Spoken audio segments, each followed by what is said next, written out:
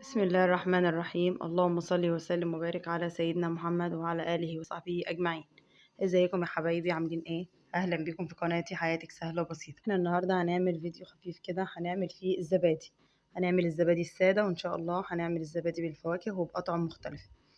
أنا دلوقتي معايا لتر من الحليب أو اللبن يعني. أنا غلياه وسبته كده لحد ما برد زي دمع العين كده، يعني إيه أسيبه يدفى كده، إن أنا أحط صباعي فيه أستحمل الحرارة بتاعته. ومعايا عشان ما اقعدش بقى بعد كده ازود سكر، هي ما بيتحط لها السكر، بس انا عشان ولادي الصغيرين حطيت لها معلقتين سكر، انا دوبته مع اللبن. ومعايا علبة زبادي، اللي هي الخميرة الزبادي، يعني انا بنشتروها كده، اللي هي الزبادي الطازة، اللي هي البلدي، مش المعلبة. وحطيت 3 معالق سكر، وبعدين بقى ضربتهم كده في الخلاط. انت تضربيه في الخلاط، ولو ممكن تضربيه على ايديكي، بس هياخد وقت معاكي ومجهود. انا دلوقتي ضربته كده كله في الحله لحد ما عمل الفوم زي ما انتم شايفين. انا بوريكم، دي علب زبادي كانت عندي، ممكن احط فيها، ممكن احط في البرايم اللي هي الفخار الصغيره ديت، مخصصه للزبادي والرز باللبن والحاجات دي. وممكن كوبايات، ممكن بولات ازاز. انا حطيت في كله عشان يعني في كل الانواع زي ما انتم شايفين، عشان اوريكم. على فكره اللي كان باين في البوله ده مش حاجه في البوله، ده في الرخامه ذات نفسها. الرخامه كده كانت مفرخه. انا كده حطيت في كل الاواني اللي عندي يعني، ورصيتهم بقى في صينيه الومنيوم كده عشان اوريكم ان كل حاجه بتنفع. بلاستيك، فخار، ازاز، زي المتوفر عندي. انا بقى صبيتهم كلهم، هو عامل الفوم زي ما انتم شايفين كده اهوت. انا همسك كوبايه كده وهوريها لكم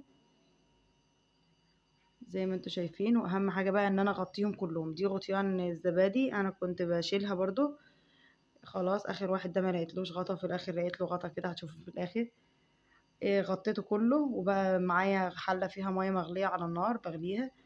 فضيته بقى عليه الميه زي ما انتم شايفين. لو كنت فضيت بالحله كانت ممكن ترتطش على ممكن يعني جت على الزبادي. انا باخد كوبايه كده وبملى بقى بيها.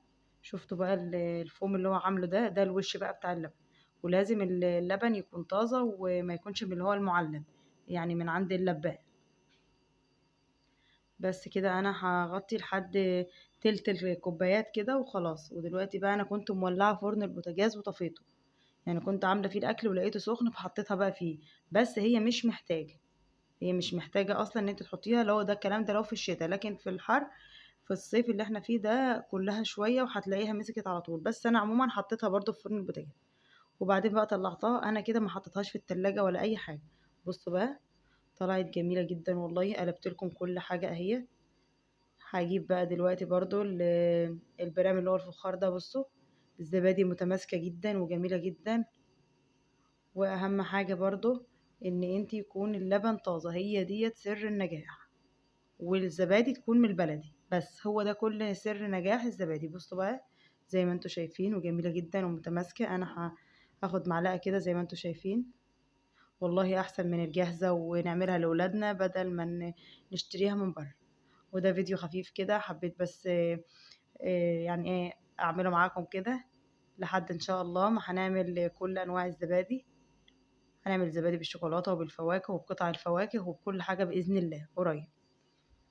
خلاص يا حبايبي، كده انا بقى شلتهم من الصينيه وهحطهم بقى في التلاجة خلاص، عشان ولادي بقى ياكلوا منهم. خلاص يا حبايبي، كده الفيديو بتاعنا خفيف كده وخلاص خلص. لو عجبكم الفيديو ما تنسونيش في اللايك والشير وسبسكرايب واشتراك بقى في القناه كده، عشان يوصلكم كل جديد، وفعلوا الجرس. شفتوا بقى الكوبايات فضلت ولا اتحركت من مكانها. والسلام عليكم ورحمه الله وبركاته.